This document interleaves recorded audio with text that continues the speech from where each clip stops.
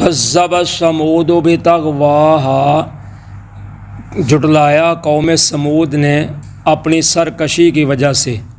اذ انبعث اشقاہا، جب کھڑا ہوا ان کا سب سے بڑا بدبخت۔ فقال لهم رسول اللہ ناقۃ اللہ وسقیاہا، پس کہا ان کو اللہ کے رسول نے کہ یہ اللہ کی اونٹنی ہے اور اس کو پانی پلانا ہے، یعنی اس کی حفاظت کرو۔ فَكَذَّبُوهُ فَعَقَرُوهَا، پس انہوں نے اس کو جھٹلا دیا یا پیغمبر کو جھوٹا سمجھا اور انہوں نے اس کی کونچیں کاٹ دی۔ فَدَمْدَمَ عَلَيْهِمْ رَبُّهُمْ بِذَنبِهِمْ فَسَوَّاهَا، پس ہلاکت ڈال دی ان پر یا تباہی ڈال دی ان پر ان کے رب نے ان کے گناہوں کی وجہ سے، پس ان کو برابر کر دیا۔ وَلَا يَخَافُ عُقْبَاهَا، اور نہیں وہ ڈرتا اس کے انجام سے۔ پیچھے جو ہم نے کل سبق پڑھا تھا اس کی آخری دو آیتوں میں اللہ تعالیٰ نے فرمایا تھا کہ وہ انسان کامیاب ہو گیا جس نے اپنا تزکیہ نفس کر لیا، اور وہ بندہ ناکام ہو گیا جس نے اپنے نفس کو خاک میں ملا دیا۔ تو اب اس کو سمجھانے کے لیے، یعنی اس مسئلے کو، اللہ تعالیٰ نے ایک ایسی قوم کی نظیر مثال بیان کی ہے جو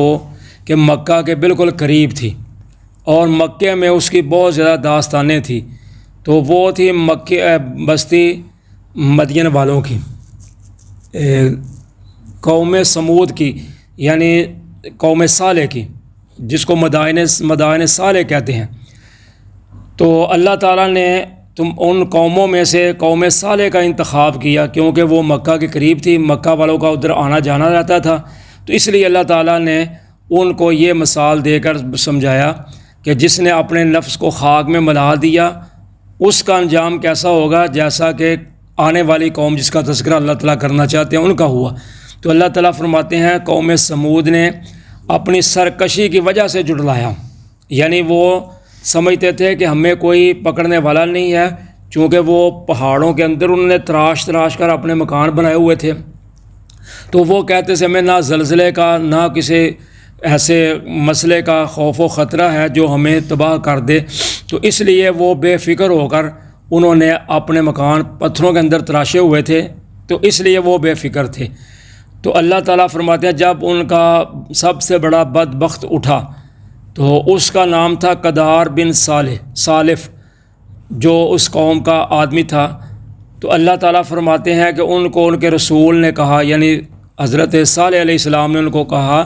کہ یہ اللہ کی اونٹنی ہے اور اس کے پانی پینے کی باری ہے، تو تم اس کی حفاظت کرو۔ اللہ کی اونٹنی اس لیے کہا گیا ہے کہ انہوں نے اللہ سے مطالبہ کیا تھا، یعنی اپنے پیغمبر صالح علیہ السلام کے ذریعے، کہ ہم اللہ کے نبی صالح کو تب مانیں گے جب ہمارے سامنے پہاڑوں سے اونٹنی نکلے، اور نکلے بھی وہ حاملہ، یعنی بچہ جننے والی ہو، تو پھر ہم مانیں گے۔ اب پتھر سے تو اونٹنی پیدا نہیں ہو سکتی، یعنی ظاہریہ اونٹنی سے ہوگی جو نر مادہ ہوتا ہے، تو پتھر سے تو اونٹنی پیدا نہیں ہو سکتی، لیکن اللہ تعالیٰ نے نبی صالح علیہ السلام کے کہنے پر، ان کی قوم کے مطالبے پر، اللہ تعالیٰ نے ان کی آنکھوں کے سامنے پہاڑوں سے اونٹنی کو پیدا کر دیا، اور وہ حاملہ بھی تھی۔ تو اب ان کو کہا گیا کہ بھائی یہ اللہ کی اونٹنی ہے، تو اب تم نے اس کو کچھ کہنا نہیں۔ تو جب انہوں نے دیکھا کہ یہ تو سب کچھ کھا بھی جاتی ہے، تو پھر وہ بہت پریشان ہوئے کہ یہ تو سارا کچھ کھا جاتی ہے۔ تو اللہ کے نبی صالح علیہ السلام نے کہا چلو اس کی طرح کرو گے، باری مقرر کر لو، ایک دن تمہاری اونٹنیاں تمہارے جانور پانی پئیں گے، ایک دن یہ پیے گی۔ تو اب باری مقرر ہو گئی، تو جب اس اونٹنی کی باری آتی تھی تو یہ سارا پانی پی جاتی تھی، ان کے جانوروں کے لیے پانی باقی بچتا ہی نہیں تھا۔ تو اب انہوں نے پروگرام بنایا کہ اس کو ختم کر دیں، پہلے خود ہی مطالبہ کیا تو اللہ نے عطا کر دی اونٹنی معجزہ، اب انہوں نے پروگرام بنایا کہ اس کو ختم کریں گے تو تب ہمارا جانور وغیرہ بچیں گے۔ تو ان کا ایک آدمی جو تھا نا، اس نے کہا میں اس کو کرتا ہوں۔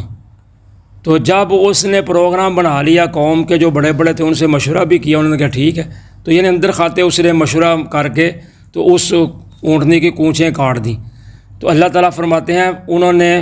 اس کو جھٹلایا، یعنی پیغمبر کو جھٹلایا، یا انہوں نے اس کو یعنی اونٹنی کو جو تھا جھٹلا دیا۔ تو اس نے اس کی کونچیں کاٹ دی، یعنی اس کے پاؤں نیچے سے کاٹ دیے۔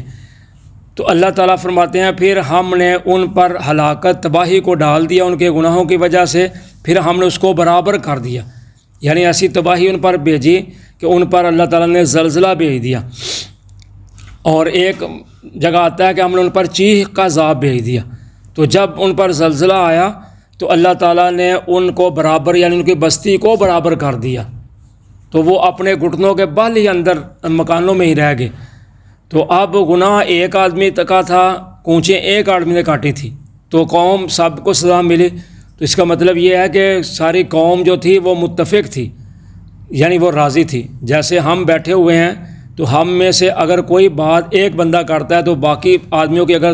تائید ہوتی ہے اس کو، تو اس میں سب ہی ملوث ہوتے ہیں، نیکی کا کام ہو یا برائی کا کام ہو۔ تو کرنے والا ایک ہو، پیچھے سب کی رائے ایک ہو، اس کے ساتھ اتفاق ہو، تو وہ ساری قوم ہی ملوث ہوتی ہے۔ جیسے آپ نے فرمایا کہ اگر کوئی آئے تمہارے ساتھ ملنے کے لیے تو تم میں سے بات کا معاملہ آئے تو ایک آدمی بات کرے، یہ نہیں کہ سارے ہی بولنا شروع کر دیں، ایک آدمی بات کرے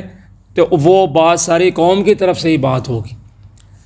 تو اللہ تعالیٰ فرماتے ہیں وہ نہیں ڈرتا اس کے انجام سے، یعنی اللہ تعالیٰ، کیونکہ جب قومیں قوموں پر حملہ کرتی ہیں یا کوئی بھی منصوبہ بندی ہوتی ہے تو پھر ان کو وہ پہلے دیکھتے ہیں کہ اگر ہم ان پر حملہ کریں گے تو کیا آگے سے یہ بھی ہم پر اٹیک کریں گے، یا یہ تو نہیں ہوگا کہ ہماری اپنی قوم ہی خلاف ہو جائے کہ تم نے یہ کیوں ان پہ زیادتی کی ہے۔ تو ان کی مد مقابل کی طاقت بھی دیکھنی ہوتی ہے، اس کے ذرائع وسائل بھی دیکھنے ہوتے ہیں کہ کیا یہ کسی طرح سے ہم پر حملہ تو نہیں کر سکتے۔ تو اس لیے اللہ تعالیٰ فرماتے ہیں قوموں کو یا لوگوں کو تو ڈر ہوگا، لیکن مجھے کوئی ڈر نہیں ہے کسی کے انجام کا کہ وہ میرے ساتھ کوئی انجام میرا کریں گے یا میرے ساتھ مقابلہ کریں گے، اس لیے اللہ کا تو کوئی مقابلہ کر ہی نہیں سکتا۔ تو اس لیے اللہ تعالیٰ فرماتے ہیں مجھے کسی کے انجام کا کوئی خوف و خطرہ نہیں ہے کہ وہ میرے ساتھ کیا کریں گے۔ جزاکم اللہ خیر۔